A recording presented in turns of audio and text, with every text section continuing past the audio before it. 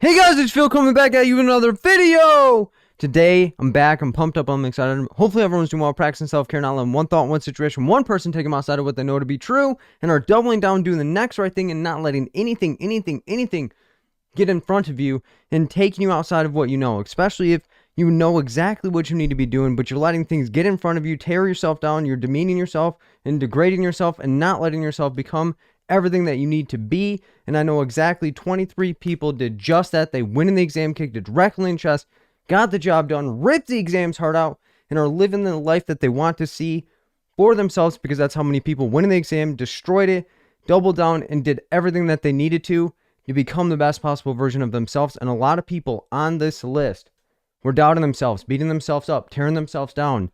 They're like, should I even be a social worker anymore? It's not my first time doing this. All of these different things. But they took it inside of themselves, did everything that they needed to go in the exam, kick it directly in the chest to get the job done, and they are as follows: Nicole C, Jessica E, Natalie U, Keisha G, Sheena S, Olga R, Tanya B, Elizabeth C, Megan R, Ricardo B, Melissa LH, LaShonda M, Holly K, Sharon R, Aileen L, Linda W, Nakima W, Fatima R, Angelique B, Maria D, Hannah B, and LaShonda W. And I'm so excited, man, because so many people on that list, like I said, were degrading themselves, shaming themselves, tearing themselves down, and they went into the exam even though they were afraid, they were scared, they're unsure what they were supposed to be doing, but they did exactly what they thought, doubled down, trusted themselves, did not second guess, did not add, did not take away, and they went in the exam, kicked it directly in the chest, and got the job done. And it's always amazing for me when people that are repping and rocking with the Fill in the Gaps community do just that.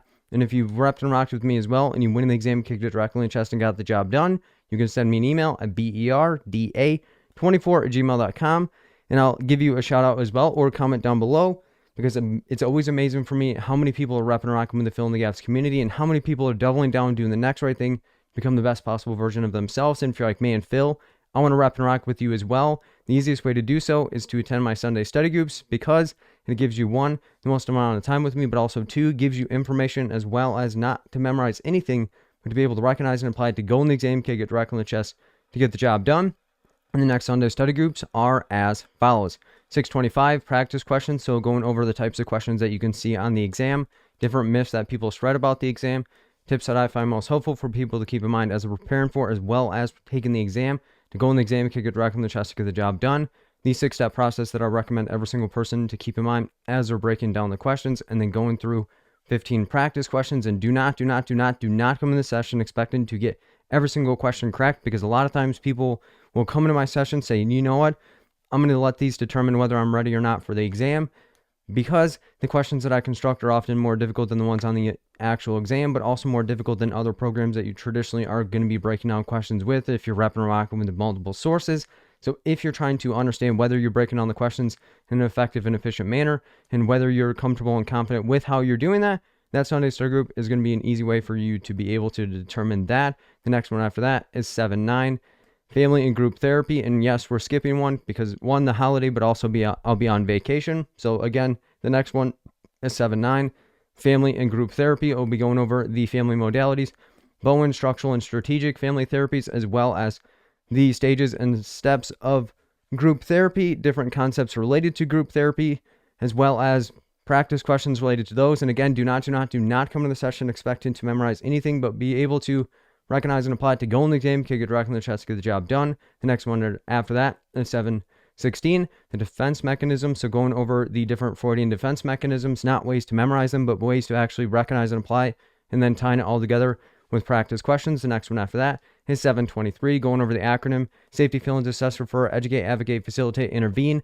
The 6-step process that I recommend every single person to keep in mind as they're breaking down the questions.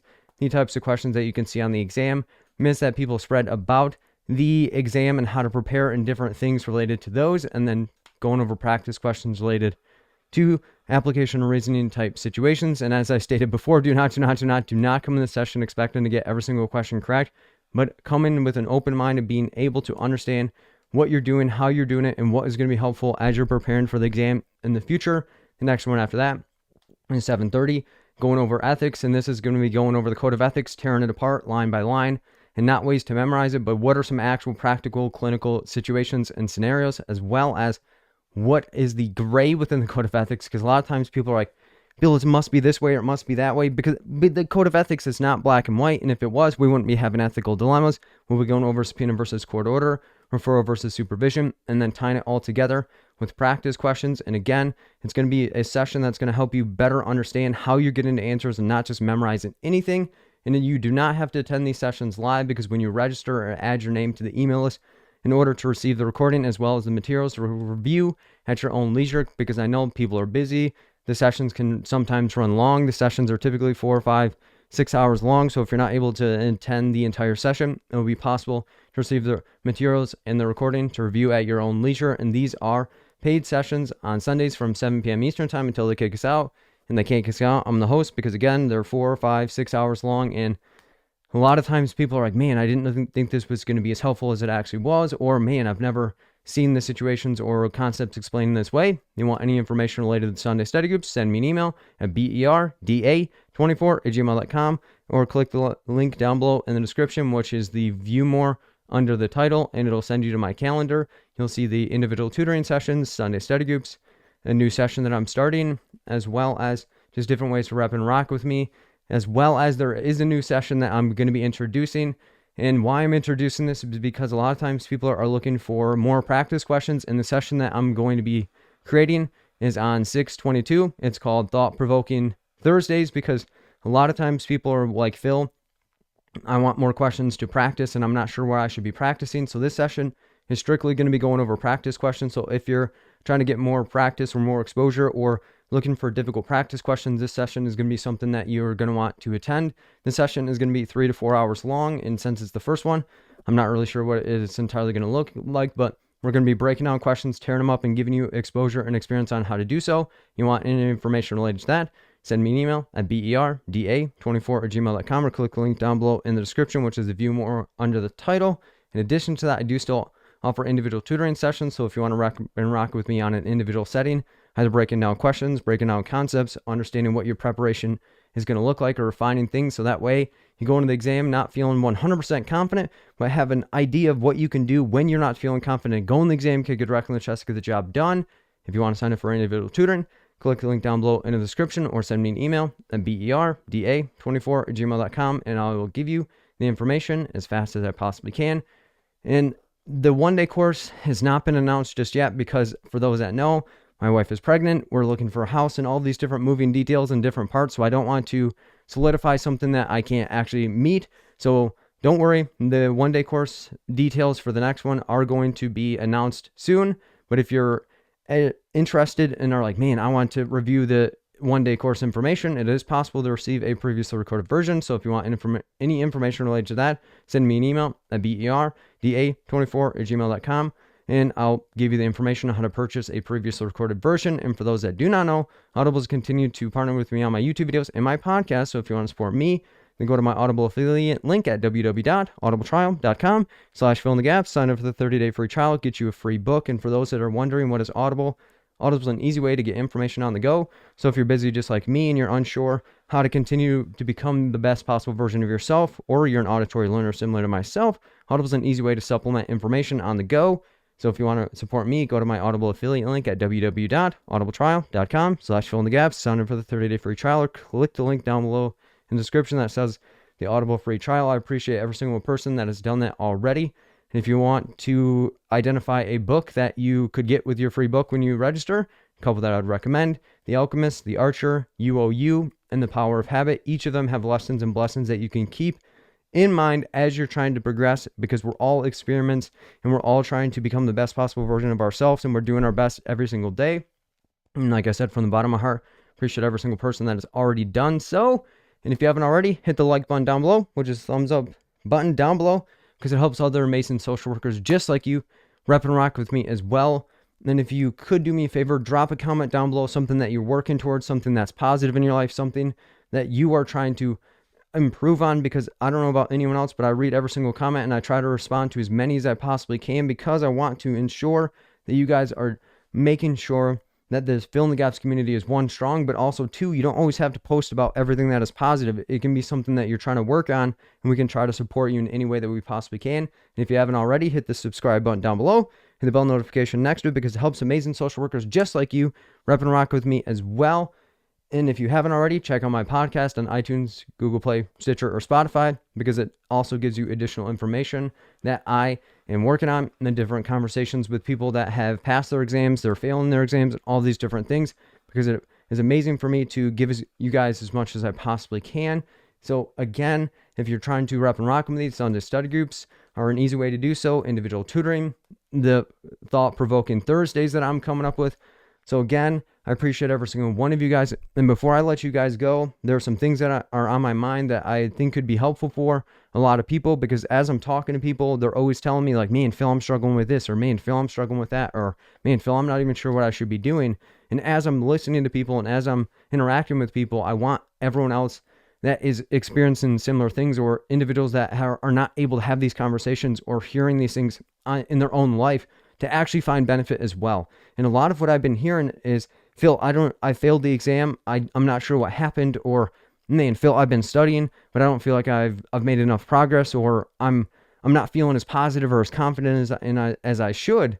And it's making me not want to study. It's making me not want to take the exam. It's making me not even want to become a social worker. And I always have to kind of rewind things and try to get to understand where people are coming from, because again, everybody can have an experience, but it's not what the person is experiencing, it's why they're experiencing it. And something I always have to remind people is, when you're in your feelings and not showing up for yourself as well as for other people, you're taken away from somebody that needed to hear what you had to say, or needed what you had to offer that day, or needed the information that you have that you don't even think that you're able to teach or to provide. So there's no one like you on this planet, like no one. Like you could have a twin that's very identical and your DNA could be the same, but no one is the exact same. So there's no one like you, and you're the key to someone else's future. You're the key to your own future as well. But if you aren't recognizing what you're doing, or if you're diminishing what you're doing, or not giving yourself that moment to recognize and say, man, I started at this point and now I'm here. That's an amazing feat that I've done. You're like, you know what, I'm here, so I need to keep going, or what's the next thing, versus embracing where you're at and saying, you know what, I am not where I want to be at the end of my story, but I'm exactly where I wanted to be previously, or I'm exactly where I need to be today in order to get that experience. Or man, I would be celebratory if I could go back and have like a camera that would show me where I'm going to be, or I'd be so jazzed up and stoked up and fired up if I could see all of this was going to be worth it at some capacity, because some of us didn't come from the best environment. Some of us didn't come with a lot of privilege. A lot of us didn't come from all these different circumstances that was like, you know what, it was just easy for me. I was able to do this and this and this and this and this. Some of us had to go through the mud. Some of us had to go through adversity. Some of us had to go through trauma. Some of us had to process our trauma. Some of us had to identify different ways where the systems weren't created for us, or no one has told us what was the best path, or there were people guiding us, but when we didn't do what they wanted us to, or we didn't get the result, or somebody else was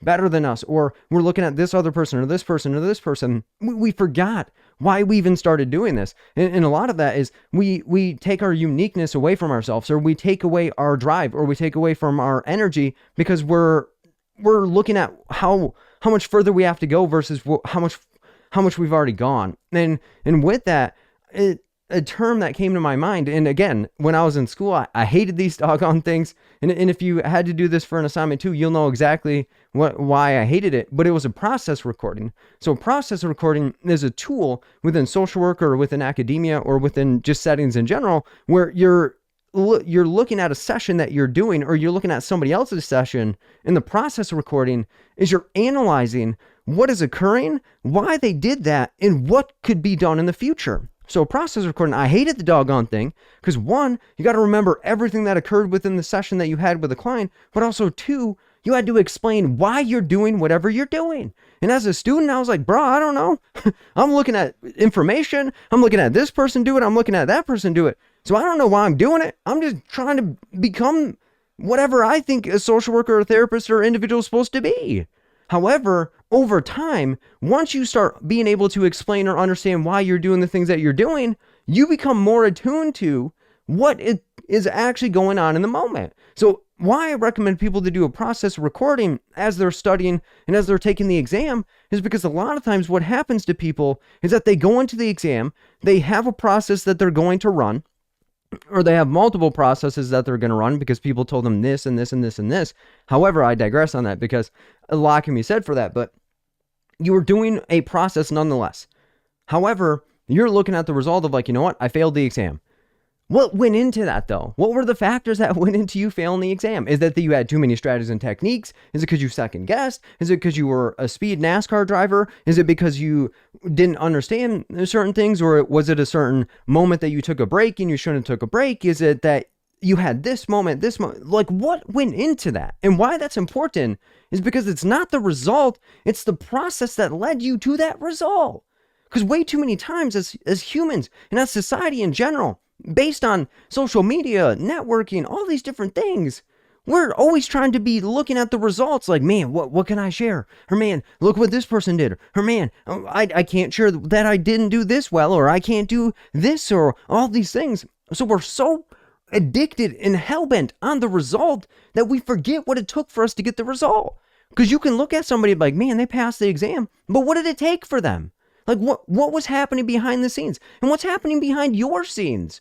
Like what are some things that people aren't able to account for? Like what are some things that occurred during the exam that you forgot about because it was too painful? Or I was talking to somebody the other day that's like, man, Phil, I ran the process all the way through, but I found myself leapfrogging from question to question. Or man, I felt myself looking for the answer that I wanted to. Man, I was half reading. I was looking at first, next, best, most. I was looking at feelings, gather information, CPS, APS, suicide, homicide, safe, all these things, but I wasn't reading the question. Well, if you're not reading the entire question, you're not going to get the entire answer. But if you're also double backing and all these different things, you're going to never know whether what you thought was right was actually right or not.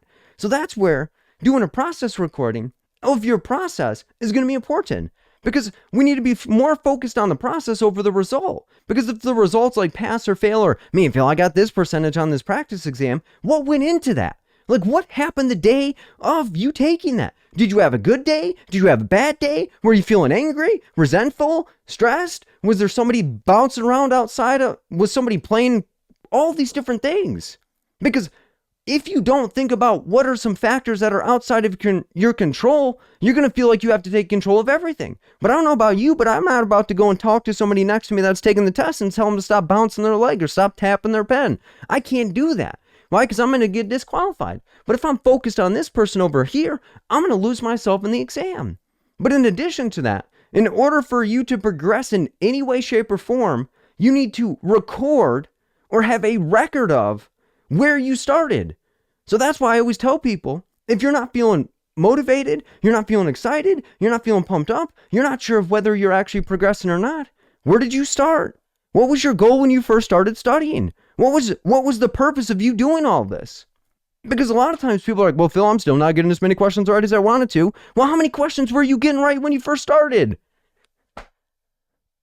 How many questions? If it was like, man, I was getting 2 questions right when I first started, but now I'm getting 8, you're 4 times further along than you would have if you didn't study at all. If you're like, man, I used to get 8 questions right, and now I'm getting 2 questions right. Okay, well, what happened in order for this to occur to this? Is it that you have too many strategies and techniques? You're listening to too many different sources. You're studying many different things. You're memorizing. You have a backpack full of answers. What is it? So you will understand where you're coming from. Because if you have no idea what you're doing or why you're doing it, it's as good as not doing anything at all. And I'm not trying to minimize anything that you're doing, or I'm not trying to tell you all your efforts haven't been worth it.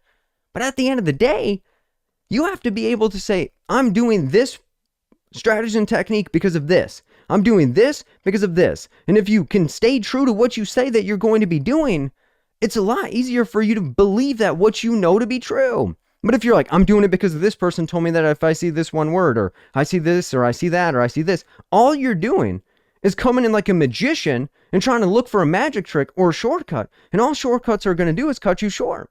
But also, if something sounds too good to be true, it's probably not going to be true for you. So that's where, in order for you to process what you're doing, you want to understand where it's coming from. And in order for you to progress, you need to identify what you've gained as you started. But if you have no record of where you started, or if you're not keeping mindfulness, moments of where you're at, you need to really identify that. So what I mean by that is, let's say you're studying and you're like, man, I study this certain topic and my anxiety's on 10. What about this topic makes you more anxious? And what are some things that we can identify that's going to reduce your anxiety today? Because if you're doing things that aren't actually going to be helpful, or if you're doing things that may be sabotaging, or if it's a certain thing that you're building up, because at the end of the day, and this is oversimplification, so forgive me, but if you're feeling anxious, anxiety is essentially your mind convincing you that something is going to occur without actual evidence that it's going to occur, but you're trying to protect yourself from this situation. So you're already writing the script that this is going to occur,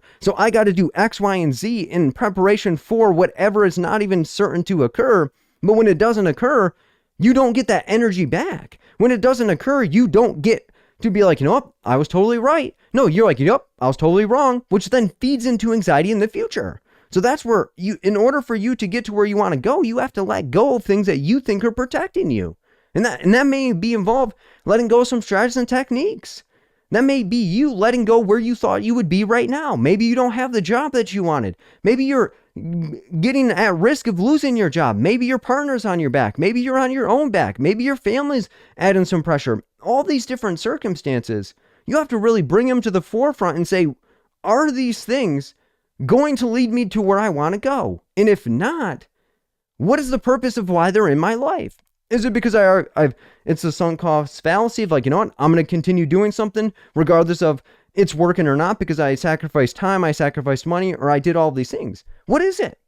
And if it's something that's not productive for you, just let it go. Because when you start to let things go, you start to grow and become the person you're supposed to be. And you start making room for things that are going to be destined for you. Not something over here, not something this, not something that. But you really start to understand who you are.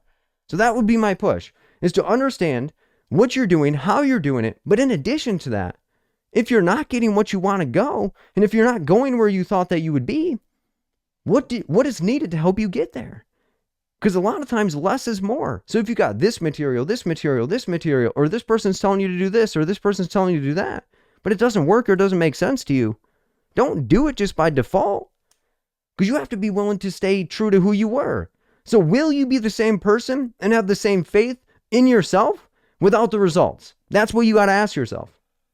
Because if you're so dependent on results, or if all you're going to do is believe in yourself when you're seeing the results, or if you're achieving something, all you're doing is reinforcing this maladaptive thought that in order for me to be accepted or for me to be good enough, I have to have results. But it's not the results that make a person successful. The results are not what makes somebody desirable. What makes somebody desirable or successful is who they are. It's the process and who they are as they're running the process that's going to make or break whether they're successful or not. Because success to you is different than success to somebody else. So that's where you got to really analyze what is important to me, what is not important to me. And I have to cut ties with the lies I've been living in. But in order for me to progress, I need to be able to process the emotions and process the thoughts and process the actions that I've been going through. But if we don't process those things, we're never going to progress because we've not gained anything.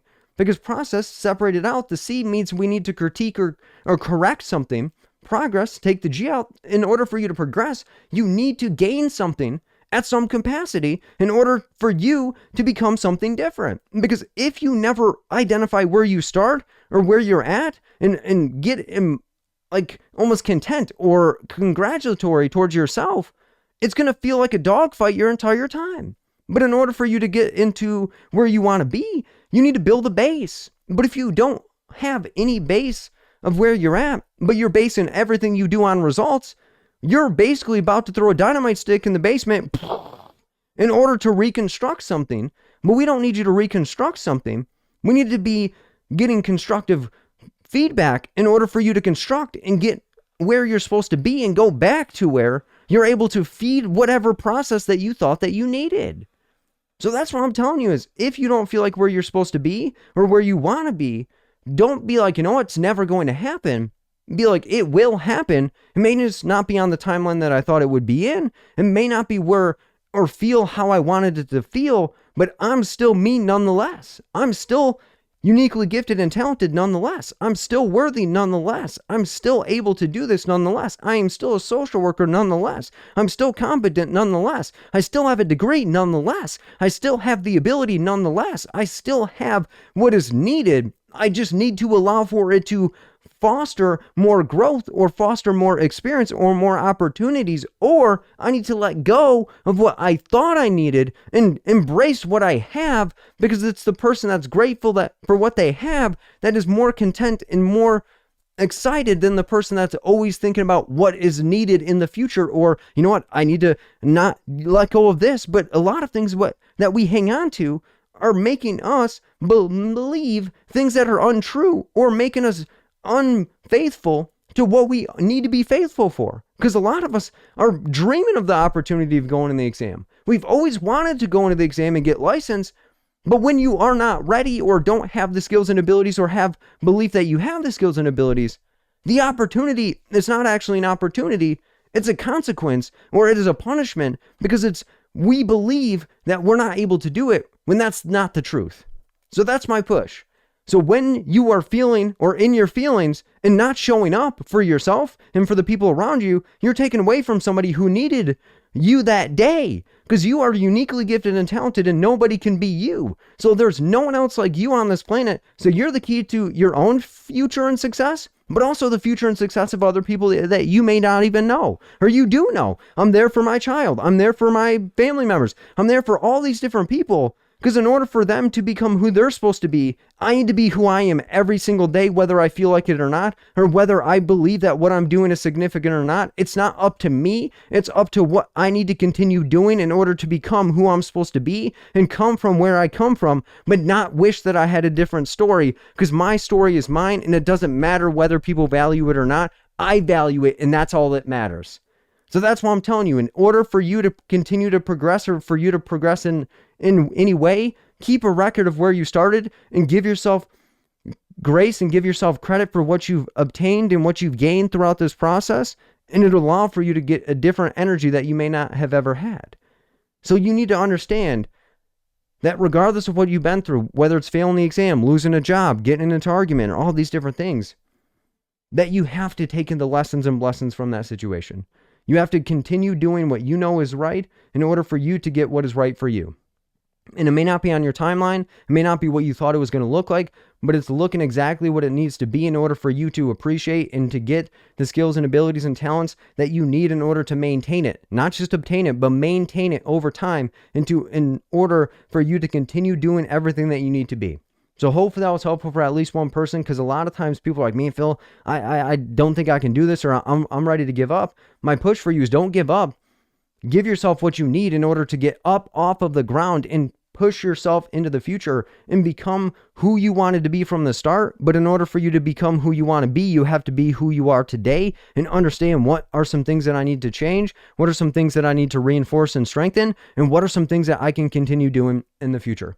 So again, from the bottom of my heart, I appreciate every single one of you guys. If you need anything, send me an email at berda24@gmail.com, or click the link down below in the description for any of the sessions that I have coming on. And the rest of this video is me talking to somebody who failed the exam 5 times, and it was the first person in their family to go to school. They're originally from Jamaica, and they're processing what it's like to have that guilt, shame, and fear within their process, and getting advice and ways to build themselves up. In addition to that, I have somebody that's coming back, and they kicked the exam directly in the chest and got the job done on their first attempt.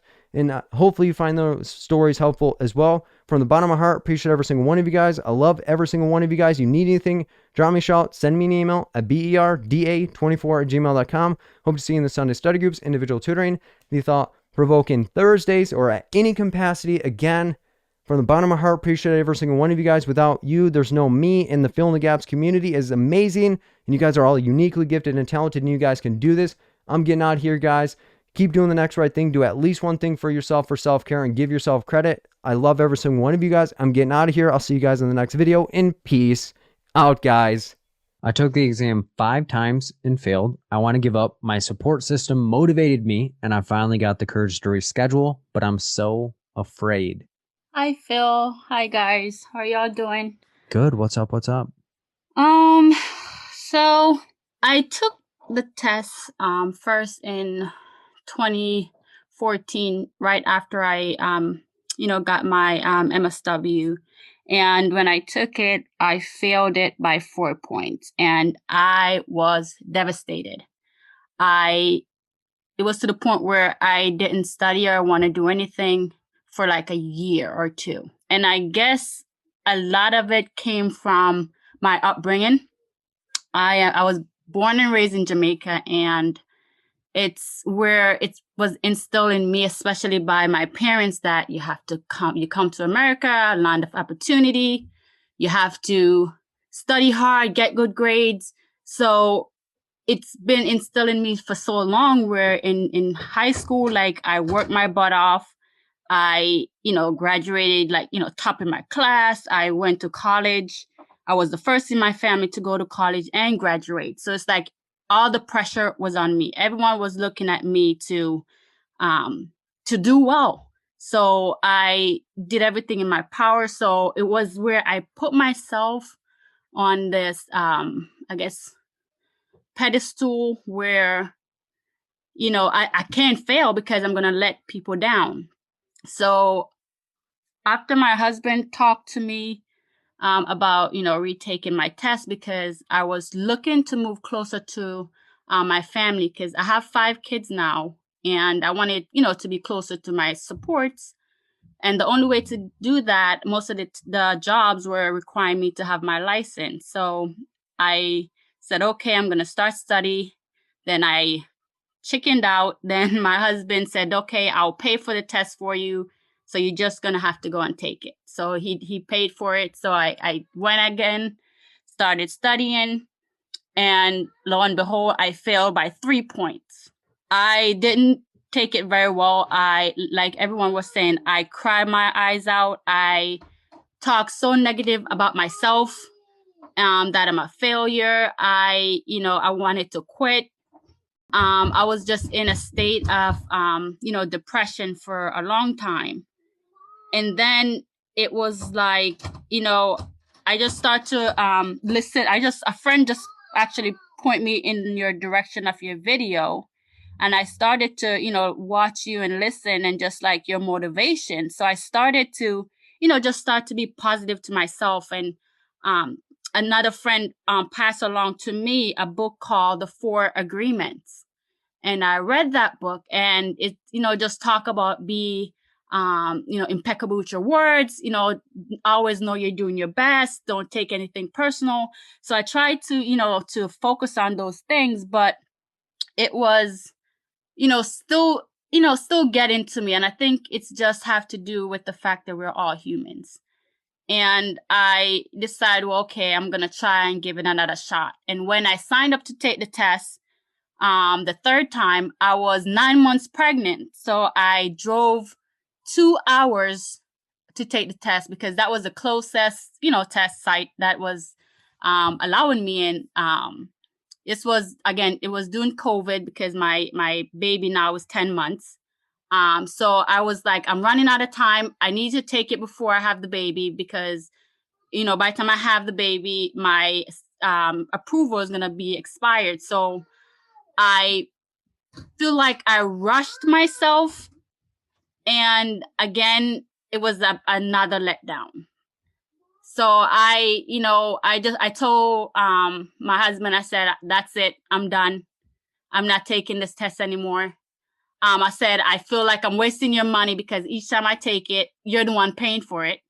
And, he just like literally just sit me down, and I was just, we're just having this heart to heart conversation. And he said, do you really think that it's, God way of saying, maybe it's not time for you to move closer to your family yet? And I was like, I didn't think about that, because, he know about like my past, and just like, we're not on best of terms, but, we're working things out. So I started to think, and I was like, that must be, I guess it is, because I'm religious, and I know God, he give you certain answer. It's either yes, no, or, not now. So I just started to, to think about those words, and then I'm like, okay, I guess, it's not my time right now. So I'm just going to stay and see what happens. So then he said, go ahead and I'm going to pay for it again. You got it this time. And I, started to look for a date and I couldn't find one. And again, I finally found my approval expired June 30th. And I found one that was like, on my birthday, June 28th. So I'm like, I don't want to take a test on my birthday and fail, and just like all that thought just start going back through my head. So it's like I'm just like, so I'm having like mixed emotions about it, and I'm just like, I'm just gonna give it a shot and see what happened. It's 2 hours away again. So this time I'm because last time when I went it was for the weekend. So I just, round up my crew and we all went. We got a hotel for the weekend. The kids loved it because they were excited to be in the hotel. But, again, it's just like, I'm just like so nervous because I'm like, I don't know what the end result is going to be. I've been studying. I listen to your video, like literally I go to sleep with your video on and I wake up, listen to you on YouTube because like you just keep repeating. And it's to the point where my husband's starting to answer questions because I watched you so much and he's like trying to, help me study and, trying to help me break it down as well. So I'm just like trying my hardest to, I just want this to be like, the last time because it's just like so heartbroken and just, like I said, just like I feel like everybody's just been depending on me and looking for me to do so well because I still haven't even tell anyone my date except my husband. So it's like I don't want to jinx it is how I look at it because then I don't want to have to give them the news again where they're like, how did you do? And it's like, well, I didn't do so well type of deal. So that's kind of where I am. And how much time are you spending on the positive? um Not as much as I should. Yeah, not as much. Because a lot of what you're saying is people outside of me see my greatness and are saying, you can do this. And you're like, why are you guys investing in something that's not growing, but you're growing in areas that you're not even seeing? So what would it look like for you to, one, notice the growth that you've made, but also two, start building yourself up in order to be in a better position than, well, they believe in me, but I don't, but I guess I'll execute today. I mean, I just, like I said, just for me to just continue to, like, just like I said, motivate myself and just, speak positive, because that's something that I wasn't doing because I wasn't used to doing that. It was where it's like, okay, you have to do this because so many people are looking at you. And it's like, well, what does Kamika want? I feel like, everything I've done is like, kind of what society put for you to do or what, your parents, want you to do. So it's like, you're always pleasing everyone, but it's like, just think about, okay, what do you want? And I don't think I really even sat down to ask myself that question. And I don't even know if I have an answer. I know that I want to pass this test for sure, but it's like, what exactly, what do you want? And what do you think that is? I know you said like, man, I haven't really thought about it, but if you put thought and time and energy into it now, what do you think you want out of this after you pass? I honestly don't know. What do you picture after you pass? Like, what do you imagine happening? Well, I mean, it goes back to, me just checking another thing off the checklist that I need to accomplish and to prove to others, that other people or especially my family, that yeah, I passed this test. So the best advice that I can give you, and something that I live by myself, is it what you do does not make you who you are. It's who you are while doing it. So it's not what you do that makes you who you are. It's who you are while doing what you do. Mm-hmm. So it doesn't amount to a whole lot if you're accomplishing something for affirmation and acceptance from other people, Mm-hmm. because you may never get that. Yeah, I didn't look at it that way because, and then when I don't get it, then I'm just setting myself up for failure or, rejection and a lot of heartaches. As well as jump into the next thing that thinks that you'll get it. You're like, well, I can accomplish this and I'll get the acceptance. But if people are bound to misunderstand you or bound to invalidate you, there's nothing you can do to help them understand or validate you in the way that you need.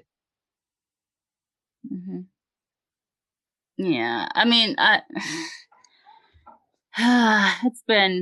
it's been hard because, like I said, I've been struggling for a while just to have my family to just kind of accept me, because even though, like I said, I did what they said. I went to school. I graduated. I graduated with, cum laude. I was always on the dean's list. I waited till I got married. Then before I had my kids, I got a house before I had my kids, and up till this day, like my mom still would, not, like approve of how I'm living my life, So it's just it's just been a long battle trying to please people. And maybe that's the thing that is going to be the most difficult thing about this exam is the people that have been accepting you or that are giving you the unconditional love have Mm-hmm. never left. And it's the other side of the spectrum that you're fighting and battling. And the people that are giving you the unconditional love or acceptance are wondering what is needing to happen. And they're trying their best. You're trying your best. And you're still climbing up a hill that keeps in progressively getting higher. Mm. So I guess, what do you think you need to help bridge that gap or to fill in the hole to reduce the heights that you have to climb and look down and say, holy smokes, I'm at the top of the highest hill and I'm reaching heights that no one else can reach? Mm-hmm. Yeah. Because like you said, you've accomplished a lot. You've killed the game. You've done everything that you thought was going to get you there. But the roadmap is constantly changing, and you've changed to that so much so that you've lost yourself of what you want. Mm-hmm. So my biggest push for you is not to start finding external, but look inward and look at the internal and say, are my internals what I actually would want to mirror for my children and for the people around me? Or am I perpetuating the same strategies and techniques and traits that I do not want to them? Yeah, I didn't look at it that way. I mean, I think I am, because that's how I am with them in school. You have to get certain grades, and yeah, so I could see it. So I think that's the biggest push is, am I repeating the cycle or am I putting myself into a different cycle to help us progress further? Not Mm-hmm. progress as an accomplished, but are we being the people that I would want us to be while doing the things that we want to do? Yeah, and I think it takes like, so many years for all that to be ingrained in me, where it's gonna take as much time to kind of, get me out of that state. And it's like I'm already in my 30s, so it's like I don't have that, much years to kind of relearn and retrain my brain and things like that. But baby steps. And you talking and recognizing it is the beginning steps. Mm-hmm. And you're doing well. You are. You are willing to walk into the exam for the 6th time and are still excited, pumped up, motivated, and are willing to put it on the line. A lot can be said for that. Because oftentimes people will only walk into the exam one time, not be where they want to be, and maybe push it off, or not give it 100%, but you're managing a family while studying, while balancing the emotions that are associated with what you've been through, and still pumped up, excited, and motivated to get there. A lot can be said for that. You're amazing and are destined to do amazing things. But if you have a 1,000-pound weight around your waist, you're going to be stuck on the ground. Yeah. Thank you. And that's a name that God gave me to use on Facebook, Destined for Greatness. So yeah, I appreciate that. It is my pleasure. And if there's anything that I can do to help, just let me know. Thank you. Yep. Take care and be safe. You too. Thanks. Hi, Phil. I passed my exam 2 weeks ago. Hi, Phil. So my name is Mildred. I took my exam, my clinical exam, 2 weeks ago in New York City. It was my first time taking it, and I actually passed it the very first time. I needed 102. I actually got 118. So I did pretty well. And I pretty much just used all of your YouTube videos, and I actually did your one-day course the weekend before the exam. I think that one was maybe 2 or 3 weeks ago. I'm not sure. But that's pretty much all I did. I'm like one of those people where I didn't want to have the exam hanging over my head for the next 2, 3, 4 months. So I just signed up for the exam. I said, I'm going to go for it, whether I pass it or I fail it. At least I know, right? So I did. Can you hear me? Yeah. Hey, your audio is kind of robotic. Okay, that's weird. Yeah. So I really didn't want to cut you off because I thought it was going to clear up, but yeah, I'm not sure. Okay, hold on. Let me try to disconnect this. It might be my Okay, no worries. Yeah, I didn't want to cut you off, but I was like, no. no. But I thought it was going to clear up. So okay, yes, hold on. Let me just disconnect this, and I think it should be better. Okay. Can you hear me now? Is it better? Yes, way better. Okay. Yeah. So do you mind starting over from the beginning, I guess? Okay, yes. So I am in New York City. I took my exam 2 weeks ago. It was the clinical exam. And like I said, I pretty much studied for just 2 weeks. As soon as I was able to sign up for my exam, the first date that was available, that's what I took. I was listening to your videos and stuff like that. I'm one of those people that does not like having things just being on my head I just didn't want to linger on it for 3-4 months, So I was like, okay, I'll go in, I'll take it, whether I pass it or I fail it, at least I know next time what it looks like, what to expect. I'll take it, I'll learn from it. So I went and I did it. Like I said, I used all of your YouTube videos for those 2 weeks straight. I did your last one-day course and on Saturday, and then I took it that Tuesday. Pretty much what I found was to not overthink it, just to kind of go in there. Most of us just know the material. Like that's what I thought. I thought that I didn't know it, but I did. It's just learning how to pull out the information you need from each question, reading everything thoroughly. Because I think they do just try to trick you. Everything makes sense. It's just you have to know what they're asking for. And I really think that your videos really did a good job at really breaking down how these questions are asked and what we're looking for. And another thing that I did was I was just motivated to pass. I went in there and I said, I'm not coming back here. I hate this place. No, that's my motivation. I'm not sitting through this exam again. And that was pretty much it. My biggest thing is go in there motivated, do the work and do not overthink it. I think that once you start overthinking it, that is really where, you start letting the exam like mess with your head.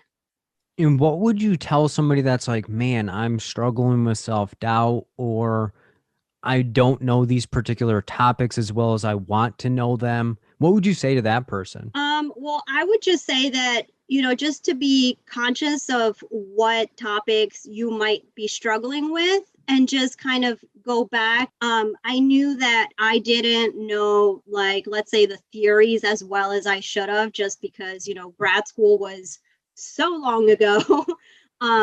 So I knew that that was like something that I needed to review a little bit more, the DSM, that's something that I found that I had to review more.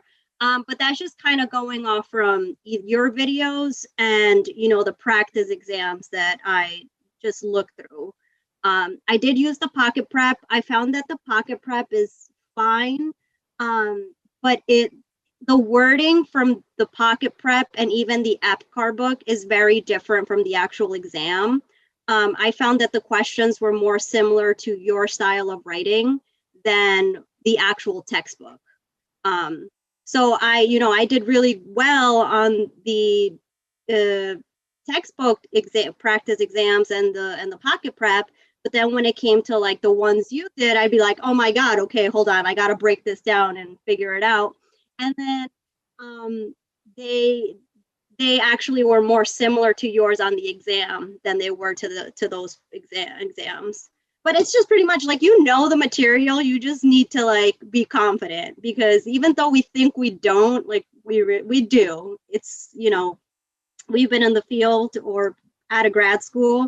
It's just having that self-confidence really, and the motivation and just doing the work, like you said, if you're going to study 30 minutes and that's all you can do, but you're going to do it right, just do those 30 minutes. If you have the focus for 4 hours, do it for 4 hours. It just really is what's best for you. And for me, that's what it was. It was, a few hours every day for 2 weeks, and that was it. And I don't want to do it ever again.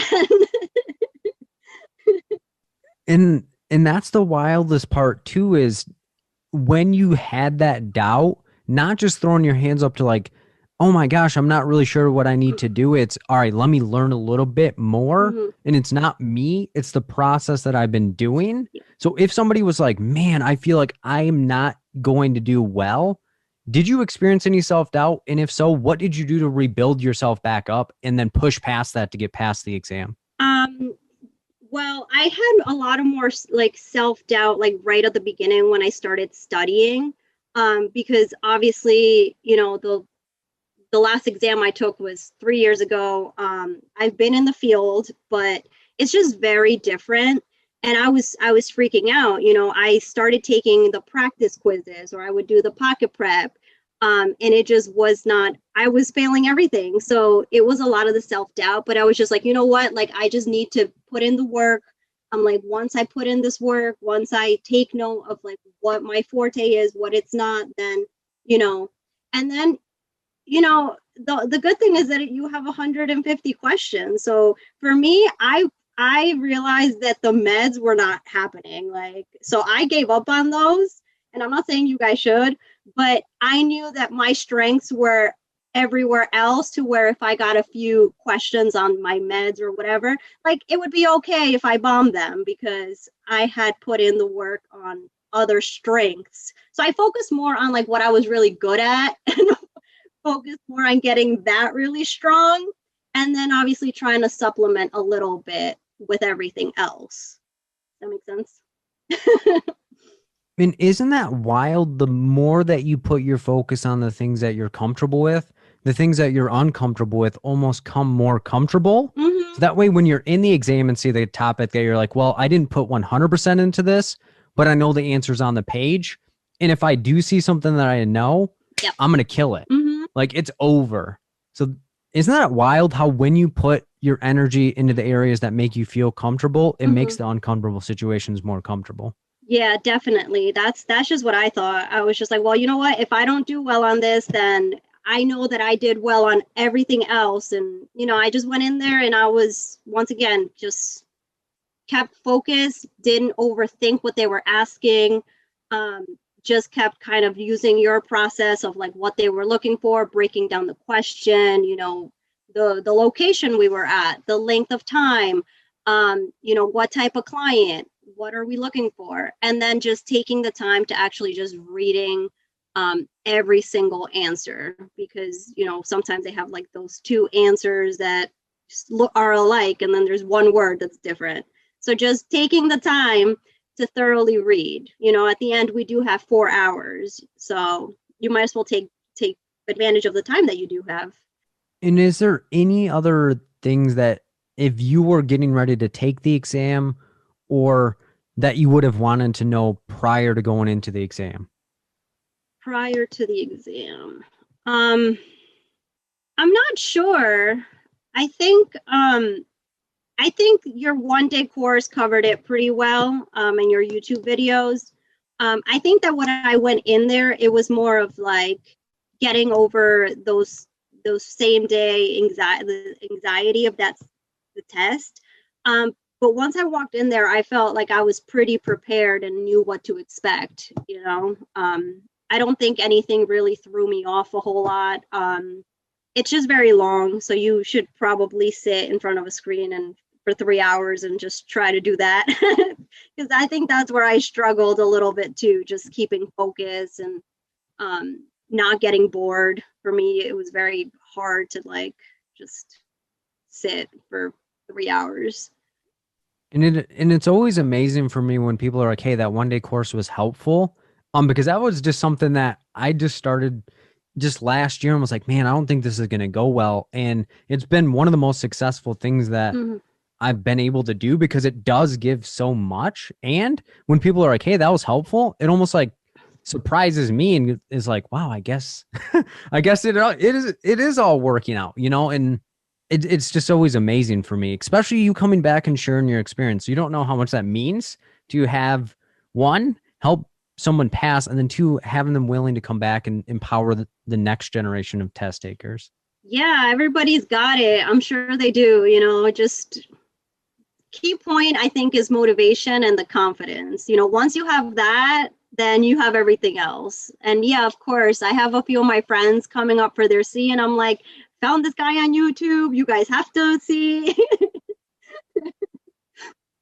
Well, from the bottom of my heart, I appreciate you coming back. And if you need anything in the future, just reach out, okay? All right. Thank you so much. Yeah, you as well.